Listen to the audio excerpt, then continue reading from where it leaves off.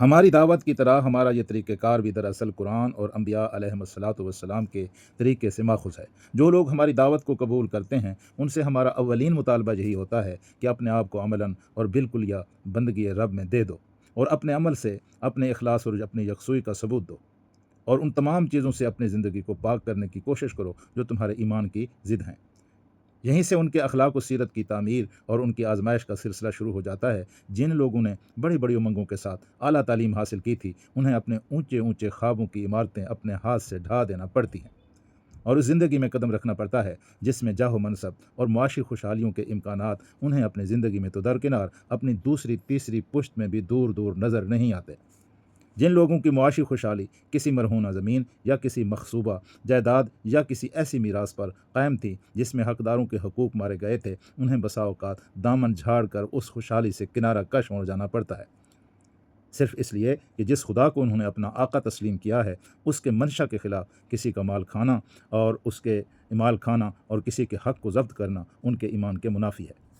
जिन लोगों के वसाइल ज़िंदगी गैर शरई थे या निज़ाम बातिल से वाबस्ता थे उनको तरक्कियों के ख्वाब देखना तो दरकिनार मौजूदा वसाइल से हासिल की हुई रोटी का भी एक टुकड़ा हल्क से उतारना नागवार होने लगता है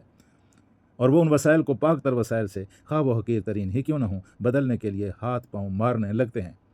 फिर जैसा कि अभी मैं आपके सामने बयान कर चुका हूँ, इस मसलक को अमलन अख्तियार करते ही आदमी का करीब तरीन माहौल उसका दुश्मन बन जाता है। उसके अपने वालिदैन, उसके भाई बंद, उसकी बीवी और बच्चे, उसके जिगरी दोस्त और यार सबसे पहले उसके ईमान के साथ कुव्वत आजमाई शुरू कर देते हैं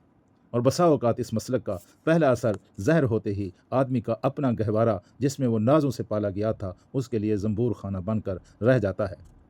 ये वो इब्तदाई तरबियत गाह जो साले व मुखलस और काबिल एतमाद व सीरत के कारकुन फराहम करने के लिए कुदरत इलाही ने हमारे लिए खुद ब खुद पैदा कर दी है। इन इब्तदाई आजमाइशों में जो लोग नाकाम हो जाते हैं वो आप से आप छट कर अलहदा हो जाते हैं और हमें उनको छांट फेंकने की ज़हमत ही गवारा नहीं करनी पड़ती, और जो लोग इनमें पूरे उतरते हैं वो साबित कर देते हैं कि उनके अंदर कम अज़ कम इतना इखलास, इतनी यकसुई, इतना सब्र और इतना अज़्म, इतनी मोहब्बत हक़ और इतनी मजबूती सीरत ज़रूर मौजूद है जो खुदा की राह में कदम रखने और पहले मरहला इम्तहान से कामयाब गुजर जाने के लिए ज़रूरी है। इस मरहले के कामयाब लोगों को हम निस्बतन ज़्यादा भरोसे और इत्मीनान के साथ लेकर दूसरे मरहले की तरफ पेश कदमी कर सकते हैं जो आने वाला है और जिसमें इससे ज़्यादा आजमाइशें पेश आने वाली हैं। वो आजमाइशें फिर एक दूसरी भट्टी तैयार करेंगी जो इसी तरह खोटे सिक्कों को छांट कर फेंक देगी और ज़र खालिस को अपनी गोद में रख लेगी। जहाँ तक हमारा इल्म साथ देता है हम यकीन के साथ कह सकते हैं कि इंसानी मुआदन से कार आमद अनासर को छांटने और उनको ज़्यादा से ज़्यादा कार आमद बनाने के लिए यही तरीका पहले भी अख्तियार किया जाता रहा है और जो तकवा इन भट्टियों में तैयार होता है चाहे वो फ़िक्ही नाप तोल में पूरा ना उतरे और खानकाही म्यारों पर भी नाक़िस निकले, मगर सिर्फ इसी तरह से तैयार किए हुए तकवे में ये ताकत होती है कि इंतज़ाम दुनिया की भारी ज़िम्मेदारियों का बोझ संभाल सके